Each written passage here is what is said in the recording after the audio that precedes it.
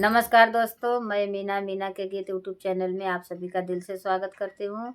मैं आप सबके बीच में लाना चाहती हूँ सोहर उठान गीत। ये हमारी सोहर उठान गीत पसंद आए तो लाइक सपोर्ट शेयर आप लोग ज़रूर करिएगा। कमेंट बॉक्स में ज़रूर बताइए सोहर उठान गीत कैसा लगा। पसंद आए तो इतना इतना दुलार प्यार देना। फुलवाज करके एक बार ज़रूर सुनिएगा सोहर उठान गीत।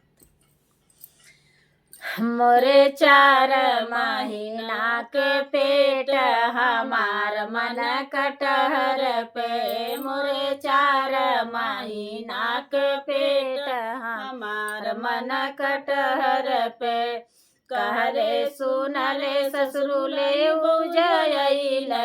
कहले सुनले ससुरुले उजयले। सासु न चिर तरकारी हमार मन कटहर पे। अरे सासु न चिर तरकारी हमार मन कटहर पे। कहले सुनले सासु चिर बोझ कैले। कहले सुनले सासु चिर बोझ कैले। जेठनी ना बुझ तरकारी हमार मन कटहर पे। हरे जेठनी ना बुझ तरकारी हमार मन कटहर पे। मोरे 4 महीना के पेट हमार मन कटहर पे। मोरे 4 महीना के पेट हमार मन कटहर पे। कहले सुनले देवरुले उजयले। कहले सुनले देवरुले उजयले।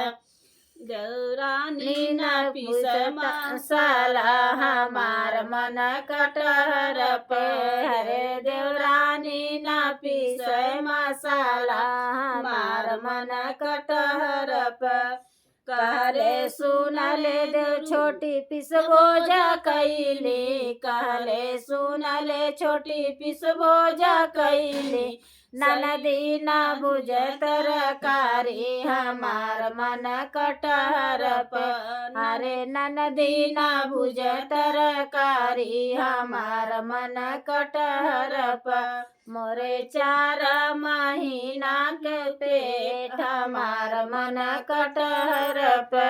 कहले सुनले ननदी भुज बोझ कैले। कहले सुनले ननदी भुज बोझ कैले। हरे सैया ना चिख तरकारी हमार मन कटहर पे। हरे सैया ना चिख तरकारी हमार मन कटहर पे। मोरे सुनले सैया चिख बोझ कैले। कहले सुनले सैया चिख बोझ कैले। चाट पोछी गईले कराई हमार मन कटहर पे। हरे चाट पोछ गईले कराई हमार मन कटहर पे।